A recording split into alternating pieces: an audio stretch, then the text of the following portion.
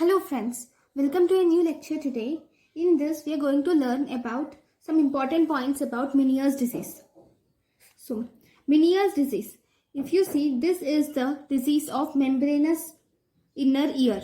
See, inner ear contains two parts. One we have membranous labyrinth, second we have bony labyrinth.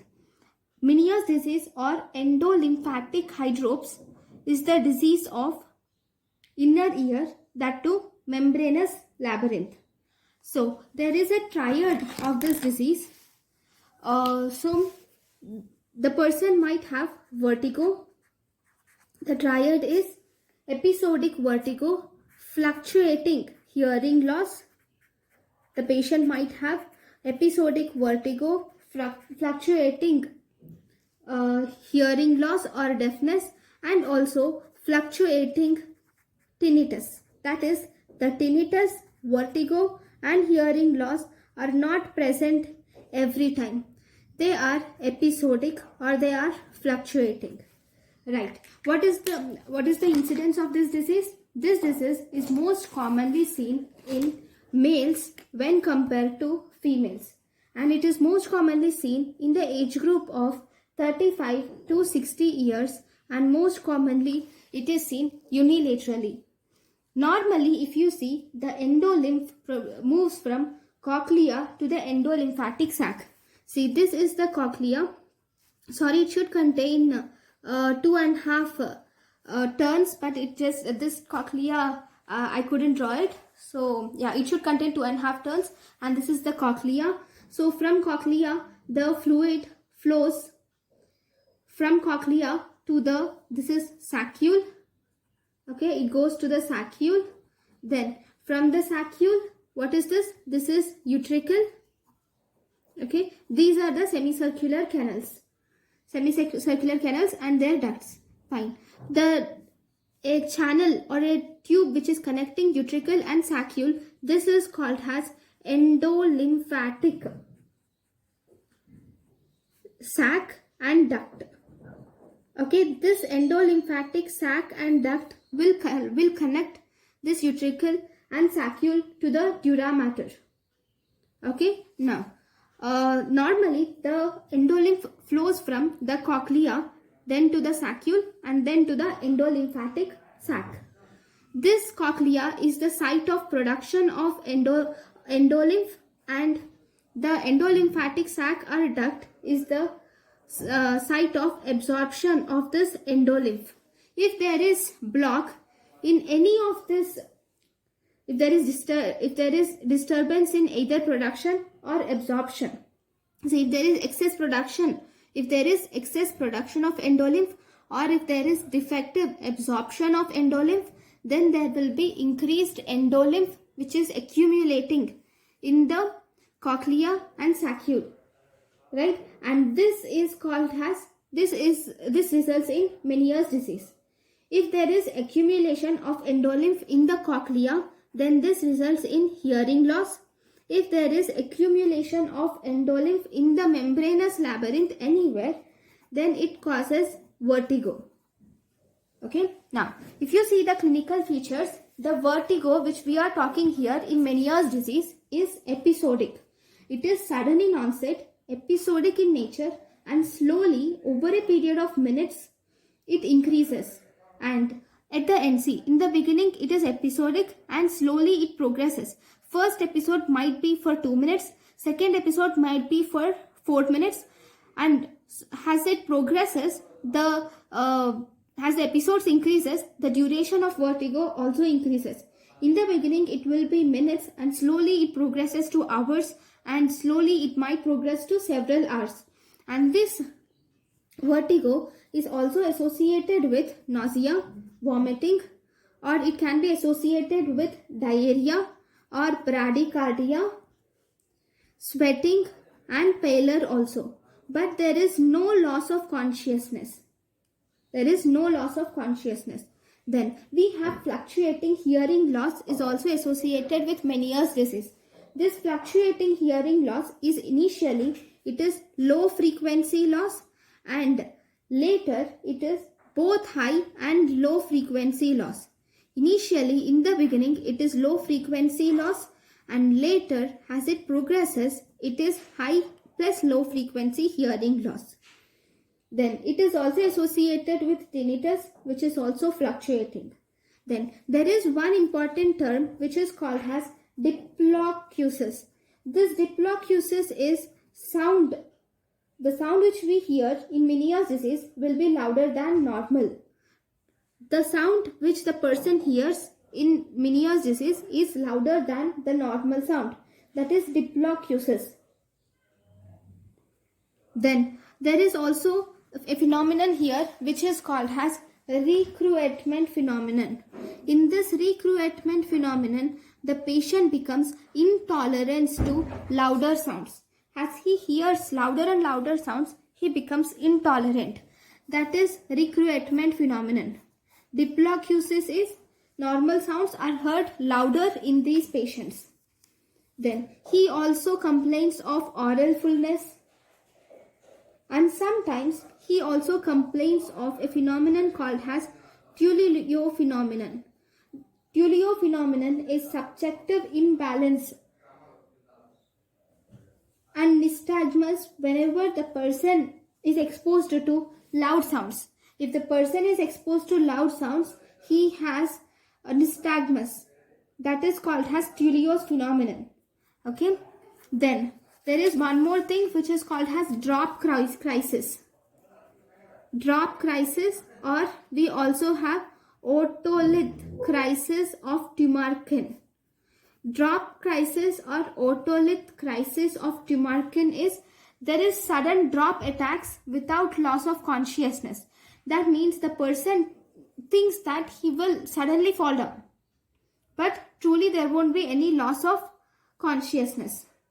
There is no vertigo, no fluctuating hearing loss. That is drop crisis or otolith crisis of Tumarkin's. Then these patients also suffer from nystagmus. The nystagmus which this patient suffer from can be divided into three phases. That is irritative phase, there can be paretic phase, or there can be recovery phase. Okay. This nystagmus can be irritative phase, then paretic phase, then recovery phase. Then what about the investigations? Investigations, first you will do tuning fork test. In the tuning fork test, we first do Weber's test and Rennie's test. If you do Rennie's test, because it is sensory neural hearing loss, it is positive, whereas in Weber's test, it is localized towards the normal ear. The Weber's test is localized towards the normal ear. Then we can also do Squabeck test, which is absolute bone conduction test. It is because of sensory neural hearing loss. Here it is shortened. Squabeck test shows shortening. Now, why is there sensory neural hearing loss? Because the problem here is in inner ear, whereas the middle ear and all the conduction apparatus is completely normal. Here the problem is in the inner ear, so the patient develops sensory neural hearing loss. Then the patient also, then if you do pure tone audiometry, through pure tone audiometry, definitely the patient develops sensory neural hearing loss, and this hearing loss we can divide it into two stages in sensory neural hearing loss. One about the early stages, second in late stages. Okay, in early stages the patient will develop the rising or unsloping type. That is, there will be hearing loss is seen in low frequency hearing loss. Earlier there is low frequency hearing loss, so the curve is raising. See, the hearing loss is present only in this region, whereas here it is almost normal. So this is raising or unsloping type of curve is seen in early stages. Whereas in late stages, most commonly there can be of two types. One, if it involves both low and high frequency sounds, then there will be flat type of pure tone audiometry curve can be there. If it mainly involves the high frequency rather than low frequency, then there will be falling type of curve will be there. because the hearing loss is mainly noted at higher frequencies rather than at lower frequency. So mostly in 42% of the cases we see flat audiogram in this Meniere's disease, whereas this downward sloping is seen in 19% of the cases, and in 7% of the cases we see the rising pattern. So these are the different types of pure tone audiometries which we can see. Next, if you do speech discrimination score, speech audiometry, in speech audiometry, the speech discrimination score is 55 to 85% in Meniere's disease. In speech audiometry, speech discrimination score will be 55 to 85%. Then if you see recruitment is present in these patients, and if you see recruitment phenomenon, that is intolerance to loud sounds. Recruitment phenomenon is intolerance to loud sounds. Recruitment is a test which is positive in sensory neural hearing loss due to Meniere's disease. Then we have brainstem evoked response audiometry, that is BERA, which will show reduced latency of wave 5. Okay, it shows reduced latency of wave 5, which shows the performance of cochlea. Next, we also have electrocochleography. Electrocochleography is most sensitive and diagnostic. This electrical cochleography gives us summating potential by action potential ratio. This summating potential by action potential ratio, normally it is less than 30% normally. But in Meniere's disease, this summating by action potential ratio is more than 30 to 40% in Meniere's disease. Okay, in normally summating potential to action potential ratio is less than 30%, but in Meniere's disease it is more than 30 to 40%, which is actually diagnostic and most sensitive. Okay, next, there are some invasive tests also available for these Meniere's disease. For these Meniere's disease, we can do caloric tests, or we can also do glycerol tests. Mainly we will do one invasive test, which is glycerol test, where you inject glycerol parenterally, and once we inject glycerol parenterally, glycerol is an osmotic agent and thus helps in absorption of this endolymph present in the membranous labyrinth. Once the endolymph is absorbed, this will decrease the intralabyrinthine pressure and thus improves the cochlear blood flow, and finally this glycerol will improve the hearing loss. Okay, because it absorbs the endolymph present in the endolymphatic sac and the whole membranous labyrinth. We also have one more test which is called as reverse glycerol test. This reverse glycerol test is done with the help of acetazolamide. This acetazolamide will in turn increase the endolymph in the endolymphatic sac, ductule and all the membranous labyrinth, and thus it will deteriorate the hearing loss. Thus it deteriorates pure tone audiometry results, and also speech discrimination score is deteriorated by using this acetazolamide, which is called as reverse glycerol test. These two tests are not generally performed nowadays. Nowadays the best test or the diagnostic test that we do for Meniere's disease is electrocochleography.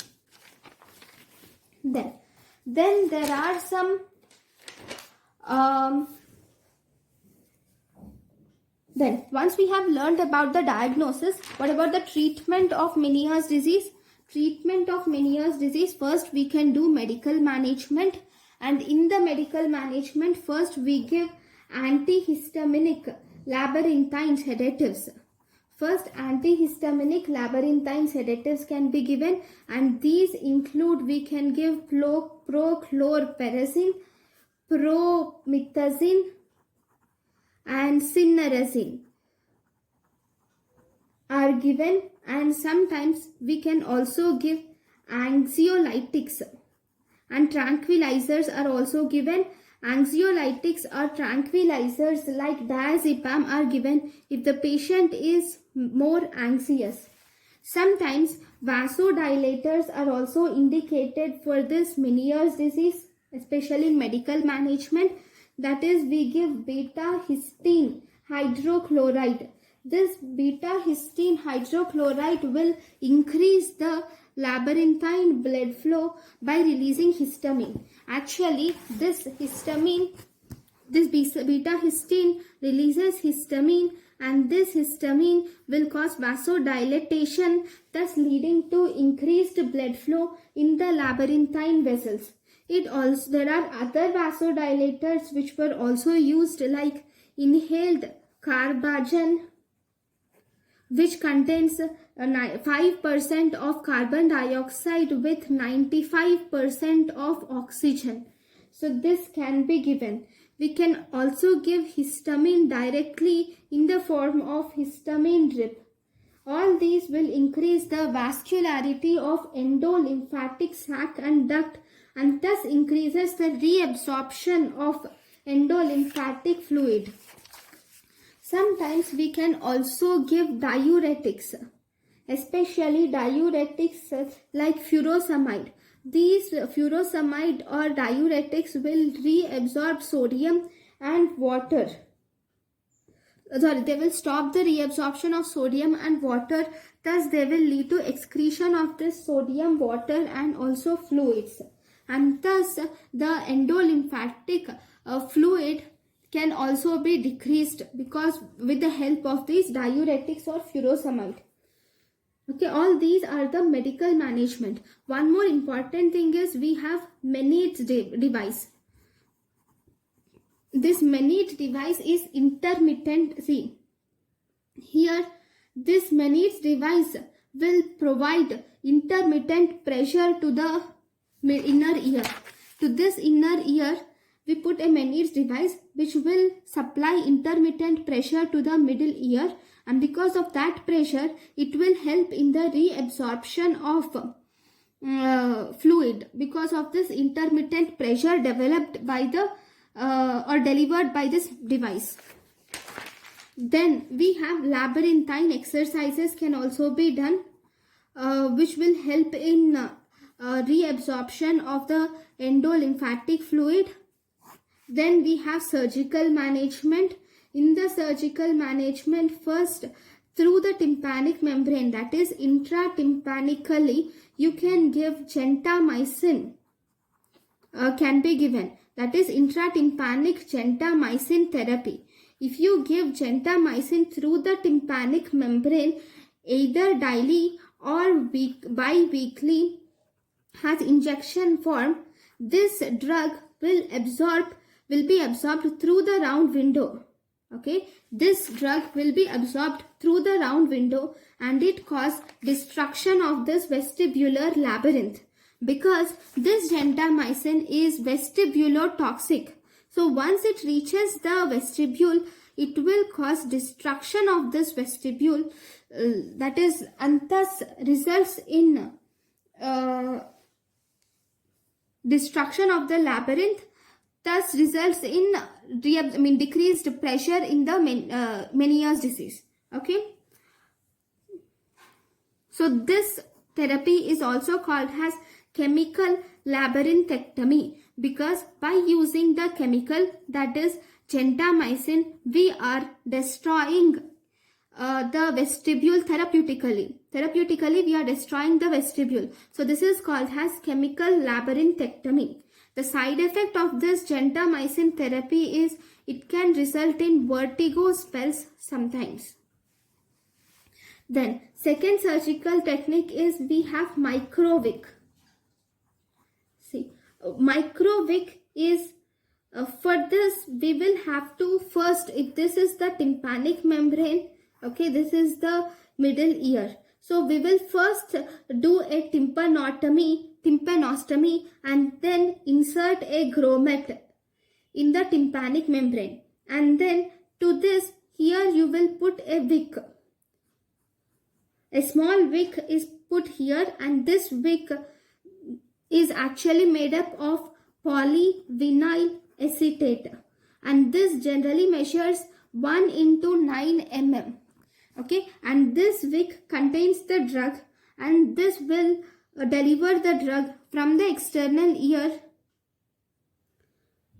to the middle ear. Here there will be round window, this is the promontory. Here you will have oval window, here you will have round window. With the help of round window, this gets absorbed into the round window, and through the round window it will get absorbed into the inner ear. Okay, and in the inner ear, the medicine which is present, or the drug which is present in the microwick, will actually destroy the vestibule and thus decreases the intralabyrinthine pressure. Then we have third, which we can also do surgical technique, is endolymphatic sac decompression can be done. This endolymphatic sac decompression, here the pressure in the endolymphatic sac is relieved with the help of this surgery. So in this surgery we will do a mastoidectomy, and then we will enter the inner ear, and all the semicircular canals which are there, they are lineated. Okay, and this endolymphatic sac decompression is also a surgical technique. This will also relieve the pressure in the sac and thus relieves the symptoms. Then fourth technique which we have is endolymphatic shunt operation. This is simple. So here, as the name says, the main problem in Meniere's disease is increased pressure in the semicircular canal's membranous labyrinth. There is increased endolymph in the membranous labyrinth, resulting in increased pressure in the membranous labyrinth. So if we put a tube between the subarachnoid space and the endolymphatic sac, this is endolymphatic sac, if we put a tube between the subarachnoid space and the endolymphatic sac, that will result in drainage of excessive fluid into the subarachnoid space, and this will help in drainage of fluid, excessive fluid. Then the fourth procedure which we can do is sacculotomy, or we can call it as fixed procedure. According to sacculotomy or fixed procedure, here we introduce a needle through the stapes foot plate and we will puncture this saccule. Once we puncture this saccule, all the fluid, excess fluid which is present in the sac is drained out and thus decreases the labyrinthine pressure. That is sacculotomy. So these are the different surgical treatment options available for this Meniere's disease. So next we also have one more named procedure which is called as Cody's tack procedure. Actually this Cody's tack procedure places a stainless steel tack. Okay, it places a stainless steel tack in this membranous labyrinth and helps in decompression of the sac. So this is about the Meniere's disease. Thank you guys for watching my lecture. Thank you.